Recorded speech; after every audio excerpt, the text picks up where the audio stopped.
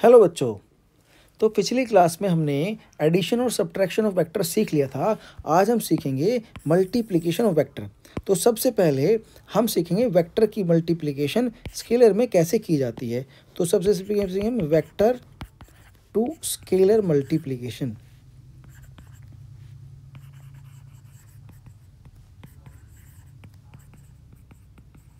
Vector किसके, मान लो हमारे पास कोई वेक्टर ए है, इसमें हमें किसी नंबर 1 या 2 या 1/2 या डिवीज़न किसी नंबर की या मल्टीप्लिकेशन करनी है।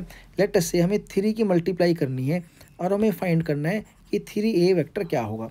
तो ये जो क्वांटिटी है ये वेक्टर क्वांटिटी ही है कि जब भी स्केलर की किसी वेक्टर में मल्टीप्लिकेशन करते हैं तो हमेशा वेक्टर क्वांटिटी आती है। तो यहाँ पर क्या होगा, जो डायरेक्शन है ए का वो तो वही रहेगा, लेकिन जो मैग्नीट्यूड है वो 3 टाइम्स हो जाएगा। तो ये हमारा 3a वेक्टर आ जाएगा। तो यहाँ पर हमने ए में 3 की मल्टीप्लाई कर दी, यानी कि वेक्टर जो नया वेक्टर आया वो मैग्नीट्यूड में तो ए से 3 गुना है, लेकिन डायरेक्शन उसका वही है जो ए का है। इसी तरह अगर ए में हमें डिवाइड करना है, मान लो हमें वेक्टर ए में 2 का डिवाइड करना है, तो या इसको ऐसे कह दें कि हाफ की मल्टीप्लिकेशन करनी है वेक्टर ए में। तो जो नया वेक्टर हमारे पास आएगा उसका डायरेक्शन तो वही रहेगा जो वेक्टर ए का है, यानी कि ये डायरेक्शन रहेगा, लेकिन जो मैग्नीट्यूड है वो ए का आधा हो जाएगा। तो यहाँ पर जो मैग्नीट्यूड है वो उसका आधा हो गया है, लेकिन डायरेक्शन देखो उसका वही है। तो अगर किसी भी स्केलर की मल्टीप्लिकेशन किसी वेक्टर में करते हैं तो डायरेक्शन उसका चेंज नहीं होता है, डायरेक्शन वही रहता है, बल्कि मैग्नीट्यूड है वो मल्टीप्लिकेशन के अकॉर्डिंग चेंज हो जाता है। ये तो स्केलर की वेक्टर की मल्टीप्लिकेशन आ गई, जो बड़ा सिंपल है और आपको ये आसानी से याद भी हो जाएगा। अब जो वेक्टर की वेक्टर में मल्टीप्लिकेशन होती है वो 2 तरह की होती है, एक तो स्केलर प्रोडक्ट होती है और वेक्टर प्रोडक्ट। तो जो स्केलर प्रोडक्ट है उसमें क्वांटिटी स्केलर आती है, जो वेक्टर प्रोडक्ट है उसमें क्वांटिटी वेक्टर आती है मल्टीप्लिकेशन के बाद। लेकिन इन दोनों प्रोडक्ट को सीखने से पहले हम रिजोल्यूशन ऑफ वेक्टर सीख लेते हैं, जो कि हमें एडिशन सब्ट्रैक्शन में भी हेल्प करेंगे और आगे मल्टीप्लिकेशन में भी हेल्प करेंगे। तो यहाँ पर आ जाते हैं, सीखते हैं resolution of vector. Resolution of vector का मतलब है किसी वेक्टर को उसके कंपोनेंट में तोड़ देना। तो यहाँ पर कंपोनेंट क्या होते हैं पहले इनको समझ लेते हैं। मान लो कि हमारे पास कोई वेक्टर आर है जिसको कि हम डिनोट कर सकते हैं वेक्टर ए प्लस बी की फॉर्म में, कुछ इस तरीके से। वेक्टर ए और वेक्टर बी कुछ भी हो सकता है। लेट अस से ये हमारा वेक्टर ए है और वेक्टर ए का डायरेक्शन मान लो कि ये हमारा वेक्टर बी का डायरेक्शन है, ये वेक्टर बी है। तो ये जो यहाँ से लेके यहाँ तक, इनिशियल से लेके फाइनल तक लो ट्रायंगुलर मल्टी एडिशन से जो वेक्टर आर आया है ये हमारा इस फॉर्म में है कि अगर ए और बी को ऐड करूँगा तो मेरे पास वेक्टर आर आ जाएगा। तो यहाँ पर मैं ये कहता हूँ कि जो ए और बी हैं ये वेक्टर आर के कंपोनेंट हैं। तो क्या कहेंगे, vector A and vector B are the components of R, are the components of R। इसको यहाँ पे लिख देते हैं components of R। तो ये कंपोनेंट्स ऐसे भी हो सकते हैं, ज़रूरी नहीं है आपस में परपेंडिकुलर ही हों, जैसा कि आगे हम सीखेंगे परपेंडिकुलर कंपोनेंट्स के बारे में ही हम यहाँ पर ज़्यादा पढ़ते हैं। ये ऐसे मान ला हमारे पास वेक्टर आर है, ये वेक्टर आर है और वेक्टर आर में वेक्टर ए और बी को कुछ इस तरह जोड़ा जाता है कि वेक्टर ए तो हमारा ये है, ये तो वेक्टर ए हो गया, और वेक्टर बी हमारा ये है, ये वेक्टर बी हो गया। तो अब अगर आप देखो तो वेक्टर ए और बी को ऐड करने के बाद भी हमारा ये वेक्टर आर आ जाता है। देखो ये मैंने वेक्टर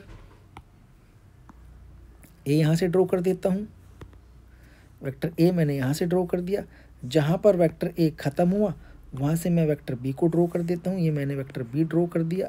तो अब देखो ये जो है यहाँ से शुरू किया था और यहाँ हमने एंड कर दिया, यहाँ से शुरू और यहाँ एंड, और ये वेक्टर मेरा आर आ गया। तो इस तरह भी ए और बी जो हैं वो ए और बी जो हैं वो आर के कंपोनेंट हो गए। तो अब यहाँ पर एक चीज़, एक क्वेश्चन, डायरेक्ट क्वेश्चन एक बार आया हुआ है कि क्या components of any vector may be greater than the parent vector. अब जो पेरेंट वेक्टर आर है जिसके ये दोनों कंपोनेंट हैं, ये मैग्नीट्यूड में इससे बड़े भी हो सकते हैं, इससे छोटे भी हो सकते हैं, डिपेंडिंग ऑन द सिचुएशन कि वो किस तरह से अरेंज्ड हैं। तो इस तरह हो सकता है। अब यहाँ पर हम जो ज़्यादातर पढ़ते हैं और हमारे सिलेबस में भी हैं, वो केवल ऑर्थोगोनल या परपेंडिकुलर कंपोनेंट्स हैं। ऑर्थोगोनल या परपेंडिकुलर कंपोनेंट्स क्या होते हैं, एक बार उनको देख लेते हैं। मान लो हमारा जो वेक्टर है वो ए वेक्टर है। इस तरीके से हम कोई ए वेक्टर ड्रॉ करते हैं। ये मेरे पास ए वेक्टर आ गया और इसको मैं कार्टेशियन पॉइंट्स पर ड्रॉ करूँगा। ये मेरा वाई एक्सिस आ गया और ये मेरा एक्स एक्सिस आ गया। ये एक्स एक्सिस और ये वाई एक्सिस। अब यहाँ पर आपने पहले से पढ़ा है कि एक्स एक्सिस और वाई एक्सिस में कोई भी पॉइंट कहाँ पर डिनोट करते हैं। तो यहाँ पर मैं किसी भी पॉइंट की पोजीशन डिनोट कर सकता हूँ। मान लो मुझे इस पॉइंट पी की पोजीशन बतानी है। ये भाई एक्स एक्सिस पे पॉइंट पी की पोजीशन बताओ। तो वेक्टर नोटेशन में क्या पोजीशन आएगी, जो ओरिजिन है, ये ओरिजिन है, यहाँ से पी पॉइंट को मिलाता हुआ एक वेक्टर ड्रॉ करूँगा। ये मैंने पी पॉइंट को मिलाता हुआ एक वेक्टर ड्रॉ कर दिया। अब ये लेटर से ये वेक्टर हमारा लेटर से वेक्टर सी है। तो वेक्टर सी जो है वो पॉइंट पी की पोजीशन को बता रहा है, इसको पोजीशन वेक्टर कहते हैं। अब मान लो इस वेक्टर सी को मुझे इसके कंपोनेंट फाइंड करने हैं। किस डायरेक्शन में, एक कंपोनेंट तो फाइंड करना है एक्स डायरेक्शन में और दूसरा कंपोनेंट फाइंड करना है वाई डायरेक्शन में। तो देखो कैसे फाइंड करते हैं। मैं क्या करता हूँ, मैं इस पोजीशन वेक्टर के जो हेड है वहाँ से मैं एक परपेंडिकुलर ड्रॉ करता हूँ इसका एक्स एक्सिस पर। एक्स एक्सिस को इसने यहाँ से ड्रॉ किया, तो यहाँ पर मैंने ओरिजिन से लेके एक्स एक्सिस तक एक वेक्टर ड्रॉ कर दिया, ओरिजिन से लेके एक्स एक्सिस तक। इसी तरह मैं एक परपेंडिकुलर वाई एक्सिस पर डालता हूँ और यहाँ से इसने वाई एक्सिस को कट किया, तो यहाँ पर ओरिजिन से लेके उस पॉइंट तक मैं एक दूसरा वेक्टर ड्रॉ कर देता हूँ। अब ये जो दोनों वेक्टर मैंने ड्रॉ किए हैं, ये तो मेरा एक्स एक्सिस पर आ गया और यहाँ से मैं वाई एक्सिस पर परपेंडिकुलर डालूंगा तो यहाँ पर तक जो वेक्टर आ गया ये मेरा वाई एक्सिस पर आ गया। अब ये जो वेक्टर है इसको मैं बोलता हूँ सी एक्स। सी एक्स का मतलब क्या है, सी एक्स का मतलब ये है कि भाई ये सी का एक्स कंपोनेंट है। अब इसको मैं कहता हूँ सी वाई। ये क्या है, ये भाई सी का वाई कंपोनेंट है। अब अगर ये दो वेक्टर मैं लूँ सी एक्स एंड सी वाई, तो आप ध्यान से देखना, सी एक्स ड्रॉ कर दो जी, सी एक्स ड्रॉ हो गया। अब जहाँ पर सी एक्स खत्म है वहाँ से सी वाई ड्रॉ कर दो जी, सी वाई ड्रॉ कर दिया। अब जो इनका रिजल्टेंट वेक्टर है उसको देख लो, ये रिजल्टेंट वेक्टर आ गया। क्या ये सी वेक्टर आया कि नहीं आया। इस तरह से इसका मतलब जो ये मैंने परपेंडिकुलर डार के जो कंपोनेंट फाइंड किए हैं ये इस वेक्टर के ऑर्थोगोनल कंपोनेंट है या रेक्टेंगुलर कंपोनेंट है, क्योंकि इनके बीच में 90 डिग्री का एंगल है। ऐसे रेक्टेंगुलर कंपोनेंट हमें फाइंड करने हैं। इन कंपोनेंट में आप ध्यान से देखोगे तो दोनों के बीच में 90 डिग्री का एंगल है। किसी भी वेक्टर के ऐसे हम ऑर्थोगोनल कंपोनेंट फाइंड कर सकते हैं। अब यहाँ पर ध्यान से देखना, एक तो ये एंगल थीटा, ये क्या हो सकता है, ये एंगल और टेन थीटा की वैल्यू अगर मैं फाइंड करूं तो टेन थीटा की वैल्यू आती है सी वाई बाई सी एक्स। क्यों, क्योंकि जो सी वाई है वो ये सी वाई इसके बराबर है, तो ये मेरा परपेंडिकुलर हो गया थीटा के लिए, और जो सी एक्स है ये मेरा थीटा के लिए बेस हो गया। तो परपेंडिकुलर अपॉन बेस मेरा टेन थीटा हो जाता है। तो इस तरह जो टेन थीटा है इनके एक्स एक्सिस से कोई वेक्टर कितना एंगल बना रहा है, उस वेक्टर का स्लोप कितना है, वो सी वाई बाई सी एक्स से पता चल जाता है।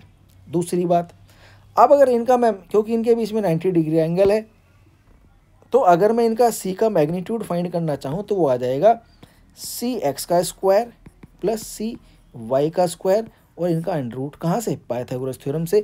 पाइथागोरस थ्योरम के अकॉर्डिंग ये तो मेरा हाइपोटेन्यूस आ जाता है, ये परपेंडिकुलर आ जाता है और ये बेस आ जाता है। तो perpendicular square plus base square, उसका स्क्वायर रूट निकाल दें तो हाइपोटेन्यूस यानी कि सी वेक्टर आ जाएगा। इस तरह से हम वेक्टर्स को रिजोल्यूट करते हैं, उनके रेक्टेंगुलर कंपोनेंट्स में उनको हम डिवाइड करते हैं। अब इसका यूज़ कहाँ पर आता है, देखो एक क्वेश्चन कर लेते हैं, बड़ा ही आसान है। क्वेश्चन ये है और इससे आपको कंपोनेंट्स को डिवाइड करना भी आ जाएगा। ध्यान से देख लेते हैं भाई। और यहाँ पर आपको एक चीज़ और बता दूं कि जो हमारा एक्स डायरेक्शन है उसमें एक यूनिट, जो यूनिट वेक्टर होता है एक्स डायरेक्शन में, उसको आई से डिनोट करते हैं। यूनिट वेक्टर इन एक्स डायरेक्शन वो आएगा हमारा आई, और यूनिट वेक्टर इन वाई डायरेक्शन वो आ जाता है हमारा एक्स, सॉरी जे। यूनिट वेक्टर इन वाई डायरेक्शन वो आ जाता है हमारा जे। अब यहाँ पर जो ये मैग्नीट्यूड है एक्स डायरेक्शन में वो सी एक्स है, लेकिन अगर सी एक्स को मुझे वेक्टर फॉर्म में लिखना है तो सी एक्स को मैं वेक्टर फॉर्म में क्या लिखूंगा कि जो यूनिट वेक्टर है आई कैप आई और आई कैप और जे कैप, उसको लिख दूंगा। ये जो हमारा एक्स कंपोनेंट आएगा वो आ जाएगा सी आई कैप इंटू सी एक्स, और इसको मैं लिख दूंगा जे कैप इंटू सी वाई। तो ये मेरा वेक्टर फॉर्म में आ गया, क्योंकि जे कैप जो है हमारा, जे क्या है, यूनिट वेक्टर है। अब यूनिट वेक्टर में अगर किसी नंबर की मल्टीप्लाई करेंगे तो डायरेक्शन तो वही रहेगा, लेकिन मैग्नीट्यूड उतने टाइम बढ़ जाएगा जितना ये नंबर है। इस तरह से इसकी जो लेंथ है वो सी वाई के बराबर आ जाएगी और डायरेक्शन वाई डायरेक्शन में हो जाएगा। यहाँ पर जो आई कैप सी एक्स वेक्टर है इसकी डायरेक्शन तो एक्स एक्सिस की तरफ रहेगा, लेकिन इसका जो मैग्नीट्यूड है वो सी एक्स के बराबर हो जाएगा। इस तरह से हम अगर यहाँ पर जेड एक्सिस भी लेंगे जो इस पेपर के परपेंडिकुलर होगा उसकी डायरेक्शन में यूनिट वेक्टर इन जेड डायरेक्शन, उसको हम के कैप कहते हैं। यूनिट वेक्टर इन जेड डायरेक्शन वो होता है के कैप, ये के कैप आ जाता है। अब 3 डायमेंशन में अगर किसी वेक्टर को मुझे रिजोल्यूट करना है तो आई डायरेक्शन में यानी कि एक्स डायरेक्शन में उसका एक कंपोनेंट आ जाएगा, एक वाई डायरेक्शन में आएगा, और क्योंकि ये तो हमारा केवल एक्स वाई प्लेन के अंदर है तो इसके आई और जे कंपोनेंट तो इसके नॉन जीरो हैं, लेकिन जो के कंपोनेंट होगा जो परपेंडिकुलर होगा इस पेपर के प्लेन के वो हमारा जीरो आ जाएगा। इस तरह से हम वेक्टर को रिजोल्यूट कर लेते हैं। तो अब एक क्वेश्चन कर लेते हैं इसी की तरह का, और आसानी से आपको ये टॉपिक भी समझ आएगा। तो क्वेश्चन ये है कि resolute the following vector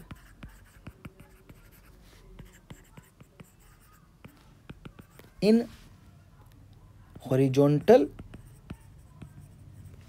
and vertical direction. कि मान लो हमारे पास कोई वेक्टर है कि ये वेक्टर है, और वेक्टर है मान लो फोर्स है, किसी फोर्स लग रहा है किसी उस पर, और ये फोर्स जो है हमारा 45 न्यूटन है। इसको हमें रिजोल्यूट करना है किस डायरेक्शन में, रिजोल्यूट करना है हॉरिजॉन्टल डायरेक्शन में। मान लो एक्स एक्सिस हो गया तो यूनिट वेक्टर कितना है इसके डायरेक्शन में, जे आई कैप, और ये हमारा वर्टिकल डायरेक्शन आ गया। वर्टिकल डायरेक्शन में यूनिट वेक्टर कितना है, जे कैप। तो यहाँ पर हम डालेंगे एक एक्सिस, और ये एंगल मान लो हमें 30 डिग्री गिवन है। अब हमें इस क्वेश्चन को सोल्व करना है। तो सबसे पहले हमने परपेंडिकुलर डाला एक्स एक्सिस पर, तो ये जो आएगा हमारा एक्स कंपोनेंट जो आएगा वो आएगा हमारा, यहीं पर मैं आपको बता देता हूं, एफ एक्स आई इंटू एफ एक्स, ठीक है। और जो y कंपोनेंट आएगा वो आएगा हमारा f इंटू जे, एफ जे सॉरी एफ वाई, और j इंटू एफ वाई करके ये वेक्टर बन जाएगा। अब एफ एक्स की वैल्यू कैसे फाइंड करें, ध्यान से समझना। जो x कंपोनेंट होगा, अगर ये एंगल हमारा थीटा है तो ये हाइपोटेन्यूस हो गया और ये बेस हो गया, तो बेस अपॉन हाइपोटेन्यूस क्या हो जाता है, कोस थीटा। तो अगर मुझे बेस फाइंड करना है यानी कि आई एफ एक्स फाइंड करना है तो क्या आएगा, एच कोस थीटा आ जाएगा। अब एच की जगह क्या है, एच की जगह तो एफ है भाई फोर्स हमारा। तो एफ एक्स कंपोनेंट जो होगा, जो थीटा के साथ वाला कंपोनेंट होता है, एंगल के साथ वाला कंपोनेंट होता है, वो हमेशा कोस के अंदर आता है। तो आई एफ कोस 30 ये तो आ जाएगा हमारा एफ एक्स, ठीक है। और जो y कंपोनेंट है इनके एफ वाई वो आता है हमारा हमेशा J cap into F sine 30, sine theta के साथ आएगा, तो थीटा जगह 30 आएगा, क्योंकि ये जो थीटा है इसके लिए ये परपेंडिकुलर है और परपेंडिकुलर अपॉन हाइपोटेन्यूज साइन होता है, तो जो वर्टिकल कंपोनेंट है वो हमेशा साइन थीटा के साथ आता है। तो यहाँ पर इसको नोट करके मैं लिख भी देता हूँ, आप इसको याद रखना हमें आगे के लिए कि जो एक्स कंपोनेंट है थीटा के साथ वाला वो एफ कोस थीटा की टर्म्स में आएगा, और जो वाई कंपोनेंट है थीटा के सामने वाला, ये थीटा के सामने वाला कंपोनेंट है और ये थीटा के साथ वाला कंपोनेंट है, तो थीटा के साथ वाला कोस के साथ आ गया और थीटा के सामने वाला साइन के साथ आएगा, तो एफ साइन थीटा। अब इसको याद रखने का क्या तरीका है, आप लोग कई बार याद रखने में मुश्किल आती है, तो मैं तो ऐसे याद रखता हूँ कि एफ साइन थीटा यानी कि सामने, तो साइन मतलब सामने, यानी कि थीटा के जो सामने वाला कंपोनेंट है वो साइन थीटा की टर्म्स में आएगा। बाकी बचा साथ वाला, तो साथ वाला कंपोनेंट कोस के साथ आएगा। तो साइन सामने, पीछे ना आ रहा है, पीछे ना आ रहा है, आगे से आ रहा है, आगे से आ रहा है, तो साइन मतलब सामने। तो जो सामने वाला कंपोनेंट है थीटा के वो साइन के साथ आएगा और जो साथ वाला कंपोनेंट है वो कोस के साथ आएगा, ये कोस के साथ आ गया।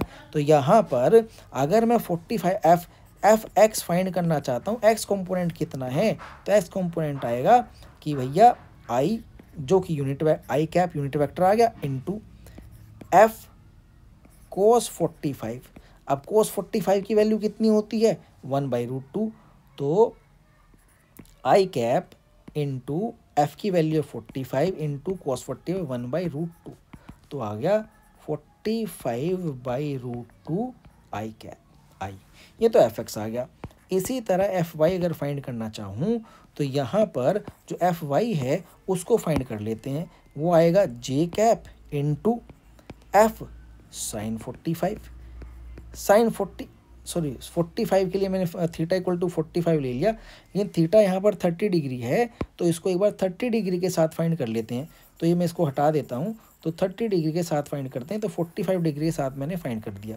तो एफ एक्स की वैल्यू जब 30 डिग्री के साथ फाइंड करेंगे तो ये आएगी हमारी एफ एक्स इक्वल टू आ जाएगा आई इंटू एफ कोस 30, यानी कि आई इंटू एफ की वैल्यू कितनी है 45, कोस 30 की वैल्यू होती है √3/2, 2 से डिवाइड करेंगे तो आ जाएगा, तो 45 √3/2 इंटू आई, ये तो आ गया मेरा एक्स कंपोनेंट। जो एक्स है वो कंपोनेंट ये आ गया 45√3 इंटू आई। आई का मतलब है एक्स के डायरेक्शन में यूनिट वेक्टर है, तो ये जो मैग्नीट्यूड है ये तो होगा मैग्नीट्यूड, और आई का मतलब है एक्स डायरेक्शन में आपका कंपोनेंट। इसी तरह मैं एफ वाई को फाइंड करता हूँ, तो जो वाई कंपोनेंट होगा, यहाँ पर मैं एफ वाई को फाइंड कर रहा हूँ, आप देखना कैसे करता हूँ। तो जे कैप यूनिट वेक्टर की मल्टीप्लाई कर दी, ये क्या बता रहा है, ये हमें डायरेक्शन बता रहा है कि डायरेक्शन इधर है, और मैग्नीट्यूड कितना बता रहा है, मैग्नीट्यूड बता रहा है एफ इंटू साइन 30। तो एफ कितना है, एफ तो मेरे पास 45 है, जे की मल्टीप्लाई कर देते हैं। साइन 30 की वैल्यू कितनी है, साइन 30 की वैल्यू 1/2 है, तो आ गया 45/2 जे, ये मेरे पास एफ वाई आ गया।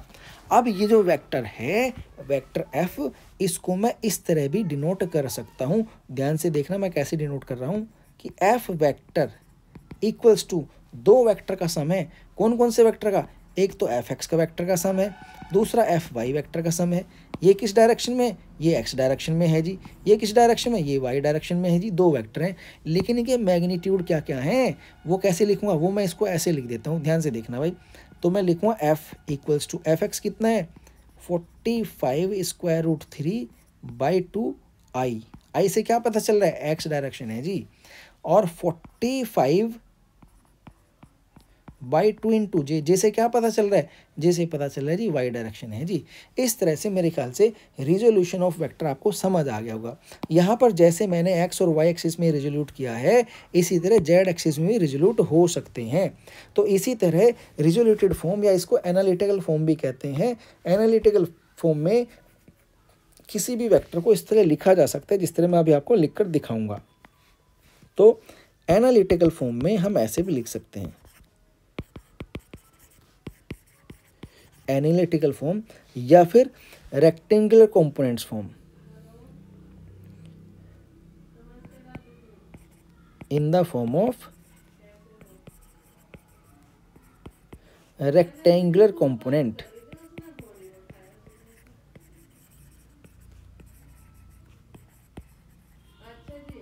कैसे करते हैं ध्यान से देखेंगे। मान लो कोई वेक्टर ए है, उसको ऐसे लिखा जाता है ए एक्स आई। ए एक्स क्या आ गया जी, ए एक्स हमारा एक्स कंपोनेंट आ गया, ये तो न्यूमेरिकल वैल्यू आ गई।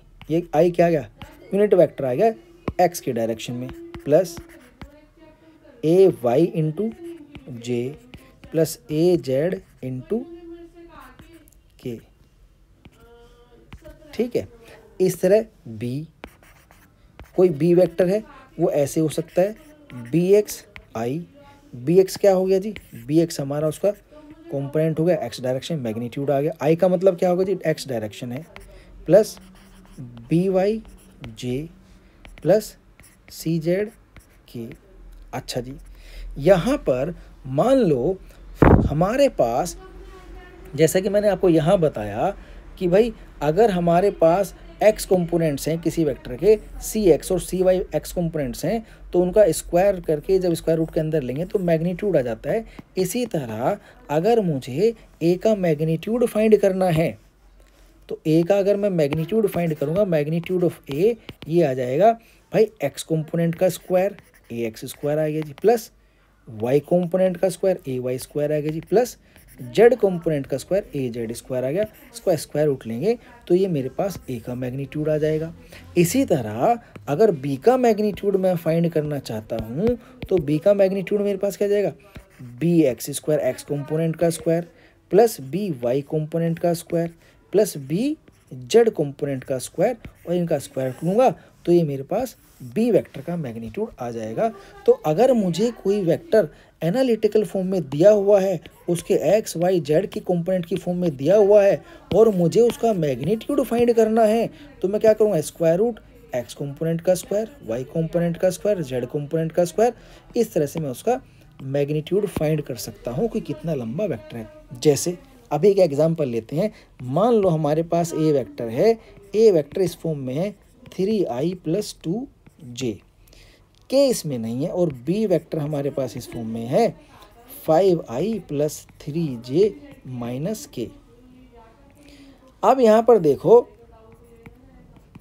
यहाँ पर जो ए एक्स है, एक्स कंपोनेंट कितना है 3 है, जो ए वाई कंपोनेंट है वो कितना है 2 है, और जो ए जेड कंपोनेंट है वो 0 है। क्यों, क्योंकि यहाँ पे जो के कंपोनेंट है जेड कंपोनेंट है वो है ही नहीं, तो यानी कि जो ए वेक्टर है वो जेड डायरेक्शन में उसका कंपोनेंट 0 है।